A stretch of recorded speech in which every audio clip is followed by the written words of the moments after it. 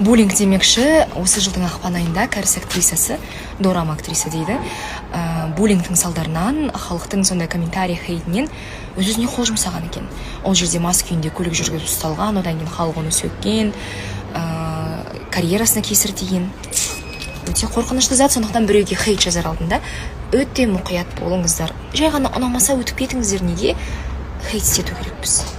Девочки создали вихрь, девочкам нужна любовь, мы денежки бросали в них, они угорали в танце.